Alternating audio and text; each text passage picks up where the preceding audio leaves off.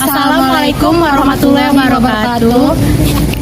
Selamat pagi. Kami di sini ingin membuat video project tentang model pembelajaran strategi pembelajaran kooperatif dengan teknik snowball throwing. Baiklah, kami akan memperkenalkan diri kami terlebih dahulu.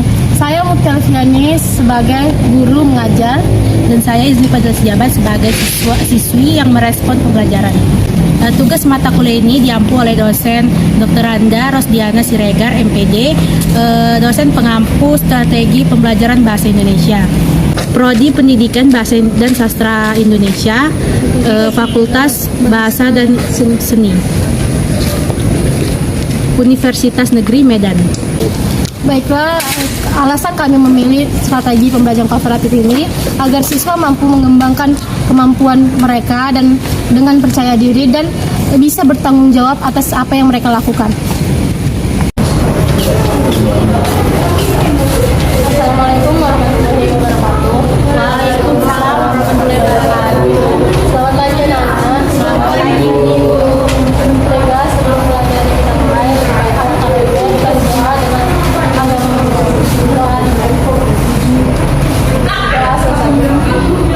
Baiklah, apakah ada yang tahu tentang materi kita yang sebelumnya? Saya Bu. Ismi? Jadi materi kita sebelumnya itu adalah teks eksposisi. Teks eksposisi itu adalah kalimat yang bertujuan untuk memberikan penjelasan kepada pembaca, Bu. Baik, bagus. Baiklah, Ibu akan menambahkan materi kita yang sebelumnya. Materi kita yang sebelumnya adalah tentang teks eksposisi. Teks eksposisi merupakan teks non-fiksi yang membuat dan menjelaskan suatu informasi atau pengetahuan berdasarkan fakta yang sebenarnya. Sebuah informasi atau pengetahuan dengan teks eksposisi disampaikan secara singkat, jelas, padat, dan akurat. Informasi atau pengetahuan tersebut harus meliputi apa, siapa, di mana,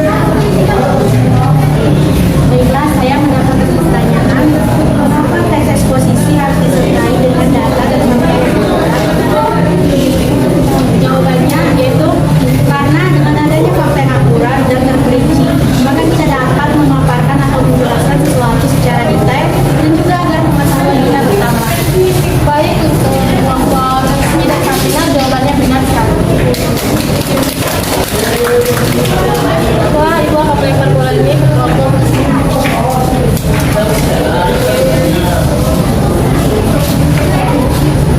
Oke, baik. Bolanya sudah jatuh ke kelompok 5. Silahkan dijawab.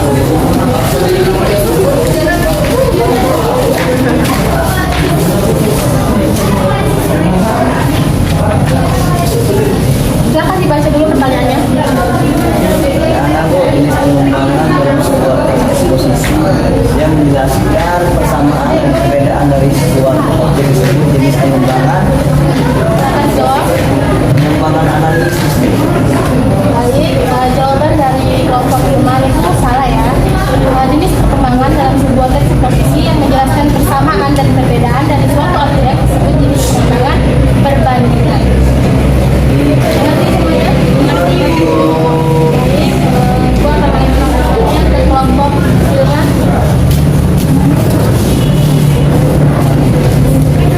Bolanya di kelompok 5, silakan dijawab. Anda sebutkan definisi teks eksposisi menurut Georgia. Menurut Georgia, teks eksposisi adalah suatu bentuk wacana yang bertujuan untuk menguraikan objek atau permasalahan tertentu agar dapat memberikan pemahaman dan memberikan pandangan wawasan semacam. Baik, jawaban dari kelompok misalnya benar sekali.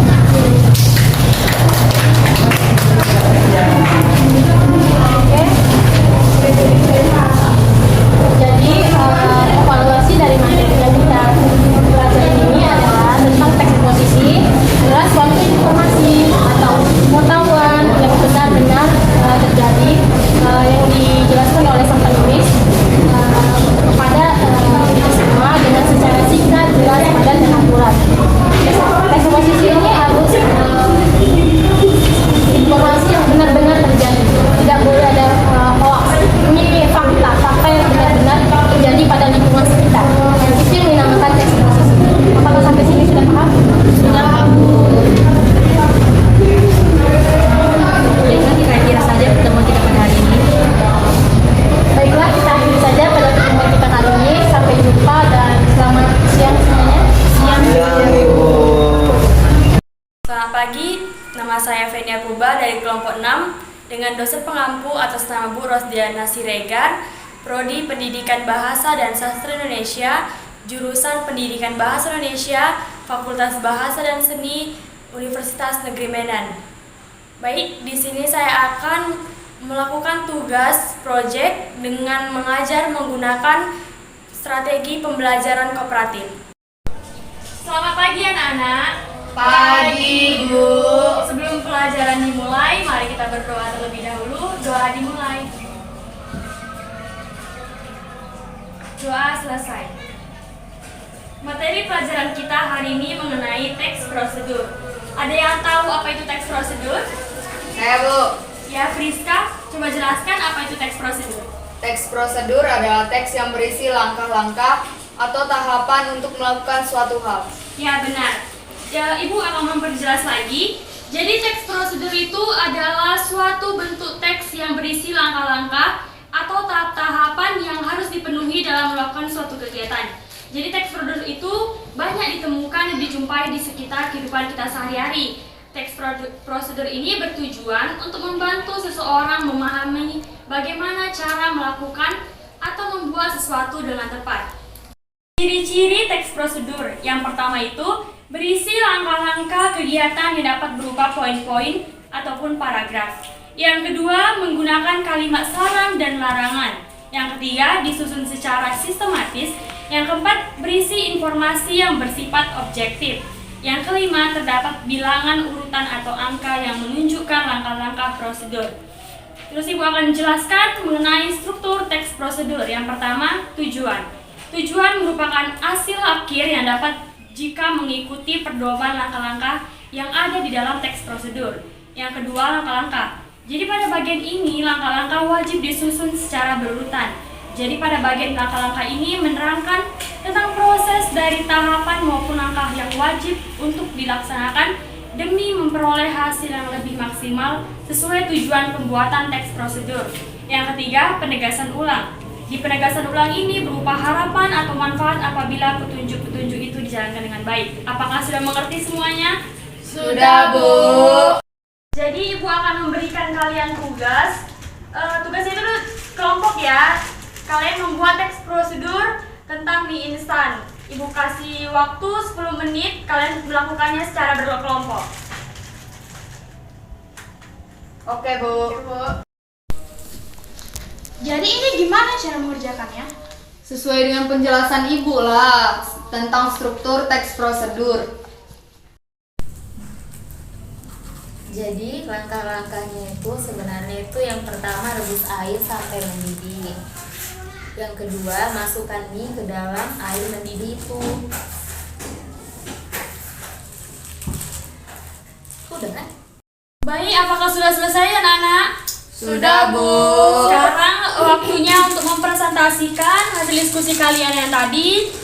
Teks prosedur cara membuat mie instan.